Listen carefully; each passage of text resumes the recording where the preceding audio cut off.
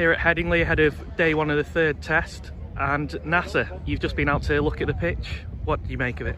It looks a good pitch. It's a bit soft, which tends to suggest there's a bit of moisture underneath. Not easy here, because if you remember historically, the pitch gets better here. Go back to Root, I think set the West Indies 320 odd. A few years ago they knocked it off. Remember Ben Stokes, I think it was 2 years ago to the day. Ben Stokes against the Aussies was smashing it on that last day. So the pitch gets better and better. I reckon look up here at Headingley. If it's cloudy, I'd probably just bowl. If the sun comes out, I would definitely bat.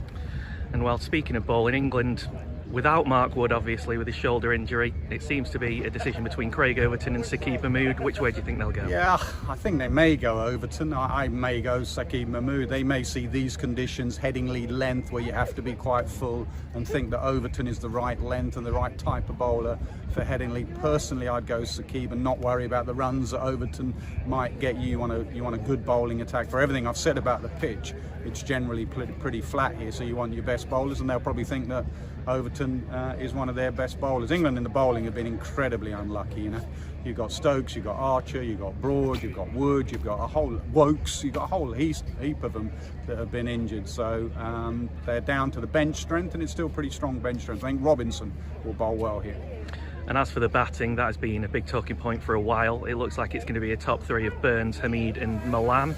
Yeah, 22 different opening combinations now for England since Sir Andrew Strauss retired. So it's a position they're still trying to fill and still trying to solve, and David Malan comes in. I think Malan is a very good player. He plays his cricket here now. He's got runs here, albeit hasn't batted in red ball cricket for a while.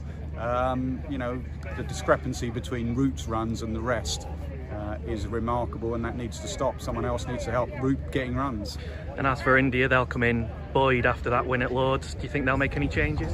No, I don't think so. It still I know the tail wagged at Lords and won them the game, but it still leaves them a long tail. You know, Ishant Sharma, what would he be at 8 maybe? It still leaves a pretty long tail, but Kohli will back their bowlers. He'll want to pick their best bowlers, play for that aggressive brand of cricket that he's been playing. So I would say that they would probably go unchanged.